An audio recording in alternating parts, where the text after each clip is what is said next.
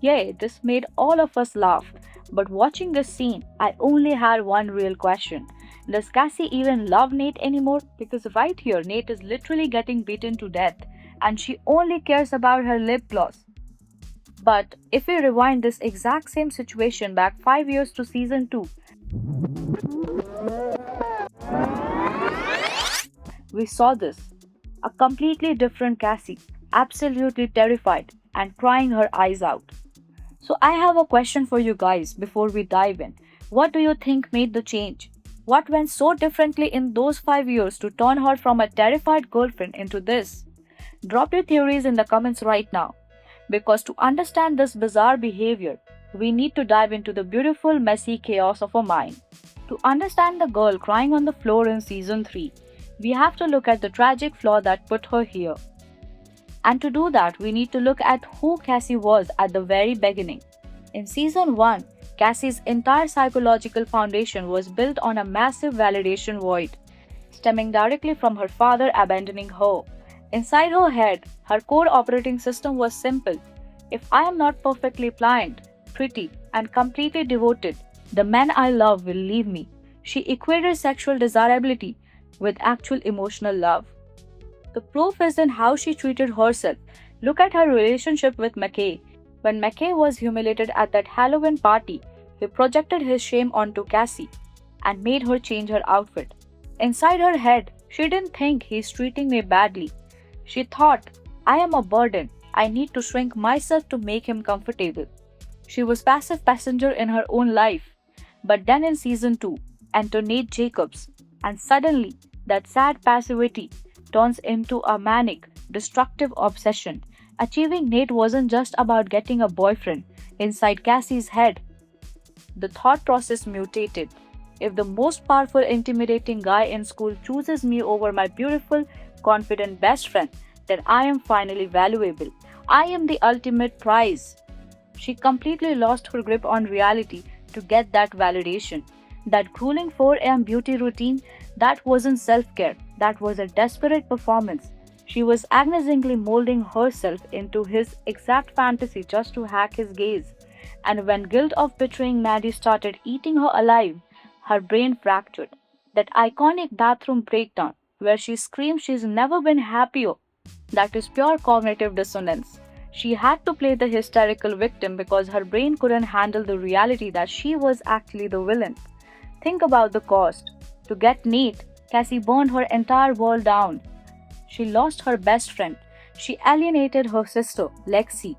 She surrendered her dignity. Which brings us to the 5 year time jump.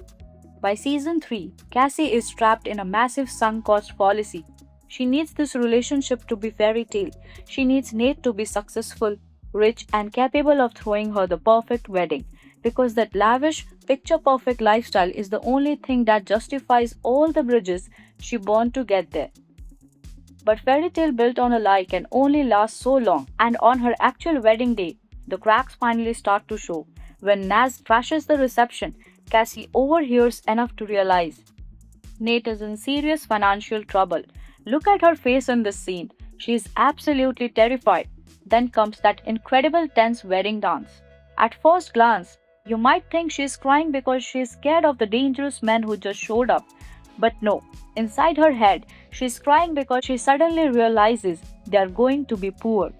She paid a brutally heavy price, her sister, her best friend, her dignity, to buy this rich wife fairy tale. And right in the middle of her first dance, she realizes the fairy tale is shattering. That's why she violently snaps at Nate and hits him with the wine cork. But what does Nate do best? He manipulates. He pulls her back in, promising her that he is going to fix everything. He assures her that once they go home, he'll be the man she needs, and their perfect wedding night will make it all okay.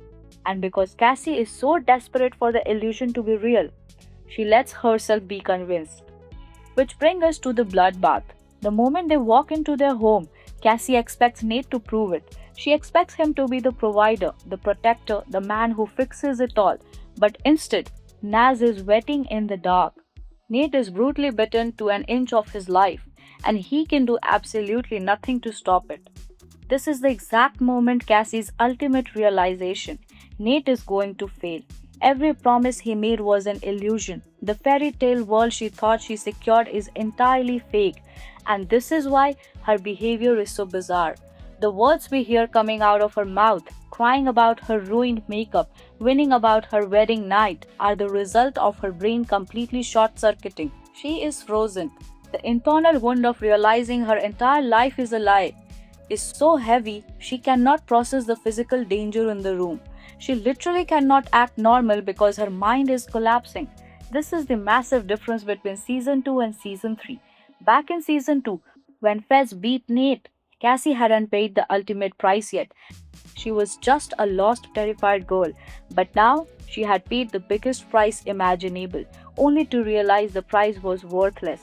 Her reaction isn't just vanity, it's a profound catastrophic trauma response. So, to answer the question from the beginning of the video, does Cassie even love Ned anymore?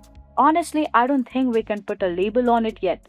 It's too soon to say the love is dead, because here is the terrifying part. If the upcoming episodes show us that she still stays with him after all of this, then she is in love. But it is a quiet, profoundly blind, and deeply broken kind of love. We will have to see how the rest of the season plays out. But one thing is for sure, the girl we met in season 1 is completely gone. What do you think, guys? Is she going to stay with Nate, or is this the final straw? Let me know down in the comments. Make sure to subscribe, and I'll see you in the next one.